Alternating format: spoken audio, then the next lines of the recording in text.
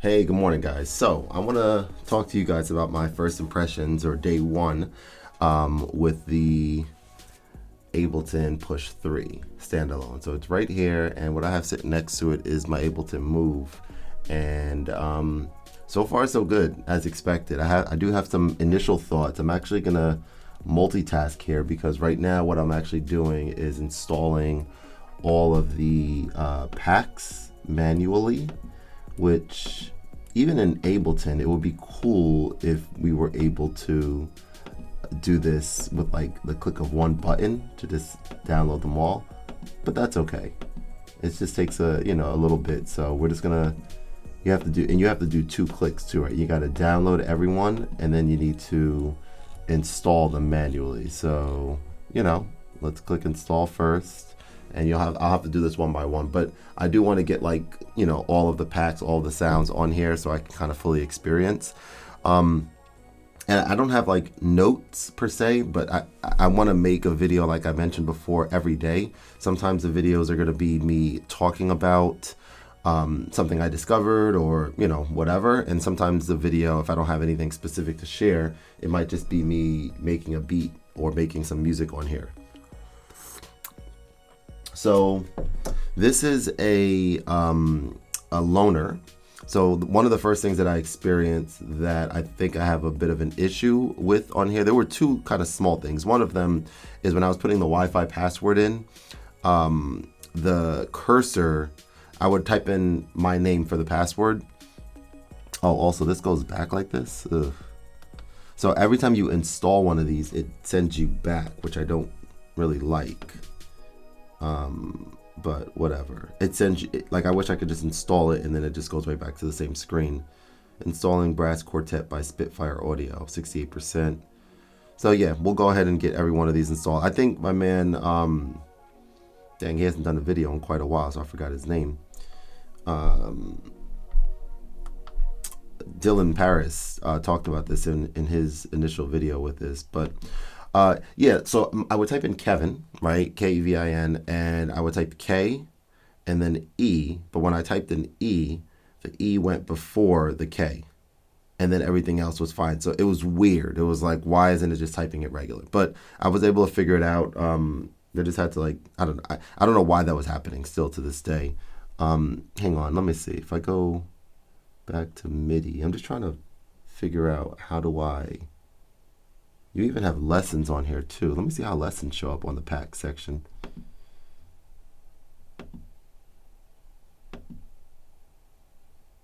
Okay, well, I'll deal with this later. We're just going to keep installing these. All right, so that was the first thing. The second thing is I understand let me show you here, the volume knob. And again, this is a used unit, so I don't know how many people use it. I don't know how aggressive people were using it, but I would imagine that people who got this are hopefully taking good care of it. So this knob here changes the volume. When you push it in, it's supposed to cycle through the different types of volumes to change. But that was not happening unless if this knob was turned on a specific spot. Now I'm gonna turn it and keep pressing. Now it seems like, there you go. Look, so now it's working, but it doesn't always work. But let's keep turning it and checking.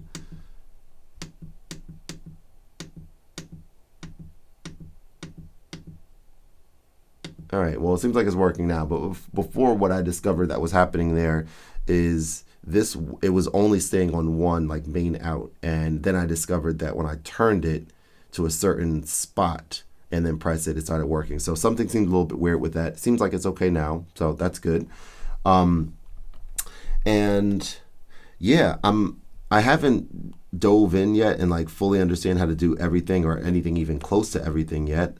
But I guess my initial thought was I love using the Ableton Move, and I love the USB-C audio capabilities on it for live streaming and for bringing audio in and sampling, etc. So one thing that's pretty major to me, like very major, and I really hope that this gets it, and I'm surprised that this doesn't have it yet, this meaning the Push 3, is USB audio both ways over USB-C. I want to be able to connect a USB-C cable to this and connect it to my phone and go on YouTube and sample that way and just grab parts of YouTube videos or whatever and sample that way. Right now, in order to do that, I believe I would need to connect a Y cable and have a USB-C to headphone jack adapter and connect the input of this analog basically into my phone, which I don't always have one of those available, and I don't like having to like locate those all the time either. Let me just try to see, how do I go back? There's no way to go back. Filter. This goes back to MIDI. Is it undo? No. All right. So yeah, we're installing these. So that's the first thing that I noticed. And then the second thing is, now this is brand new in the studio here, right? So this is going to take a little bit for me to kind of, get the muscle memory going and things like that. But I will say that, going from turning the device on to actually getting something created with this, and I'm gonna actually try it right now once this next pack is installed. But with my push, the process to do that, and I have to see if I have to explore even templates and things like that, which I'm sure, or I would expect that there are templates that you can create on here and everything. But the process to do that requires you to sort of go in, and you have to press several buttons before you get your first sound on here ready to go. And for me, who I don't have collections set up or things like that yet, there's kind of like, it kind of takes a little while, quite frankly, to kind of get that going. Whereas with the Move, it's immediate. You turn it on, you have sounds that are already there. I personally would like to see some of that type of DNA or that type of feature set pulled from Move onto here to say, hey, I want to enable into having sounds ready to go on 8 tracks or 4 tracks or whatever the case is. That I think would be, quite significant, because you just want to sometimes get stuff started. That sounds very vague, but yes, that's true. You just want to be able to turn it on and just kind of get musical ideas started without having to go through and like locate sounds and things like that. So that's another thought I have.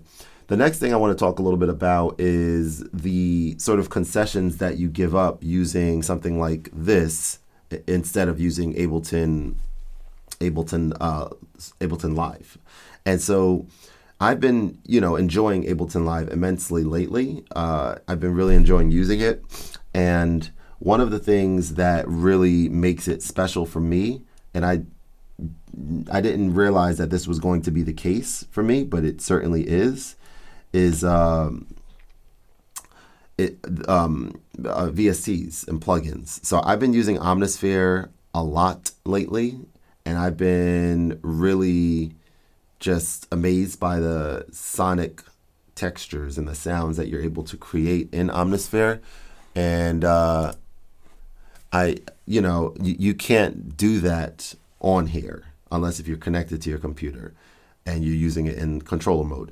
So that is going to be something that's interesting, in that because you can't do that, you're relegated, for lack of a better word, to all of Ableton's stock sounds.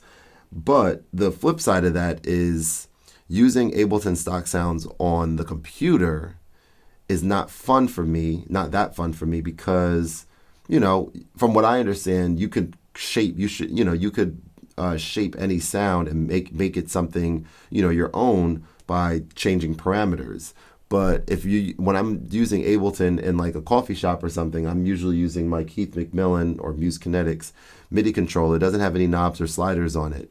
And so, and I'm not the one to be clicking on things and changing parameters in devices using a mouse or even using a touchpad. That's not fun for me. It doesn't work that way for me.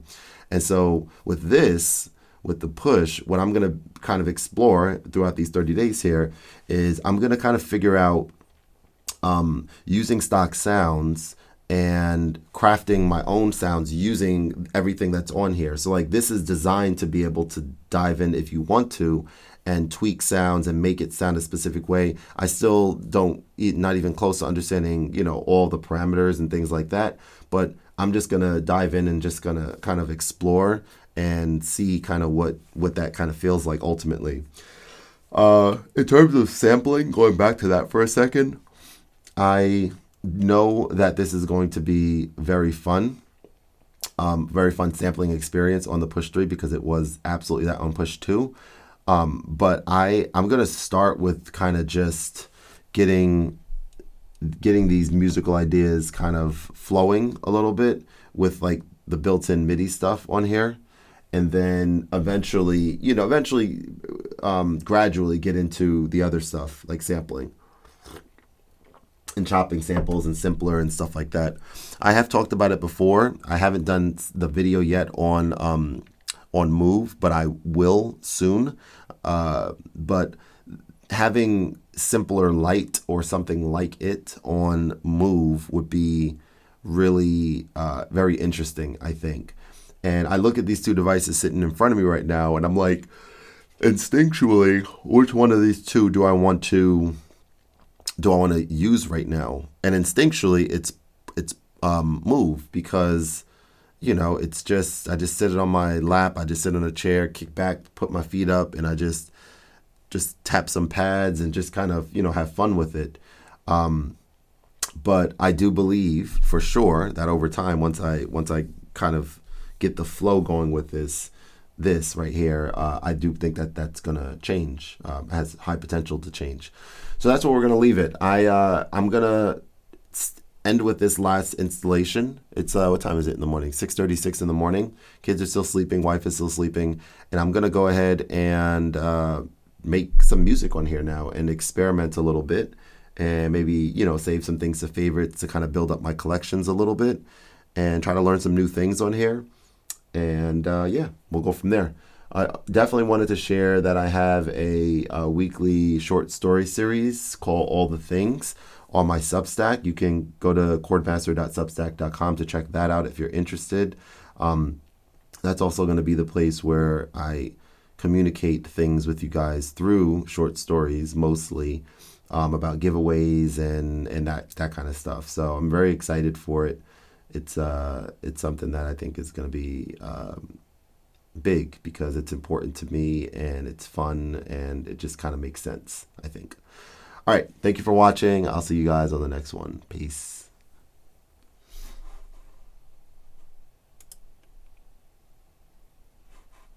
Oh, wait, one more thing. It's still recording, right? Yeah. One more thing. Get yourself subscribed on the channel if you are not already, because the next video that I'm going to make is about 10 things that I want to see on the Move that I think you guys would really enjoy. So, yeah, get yourself subscribed on that. Peace.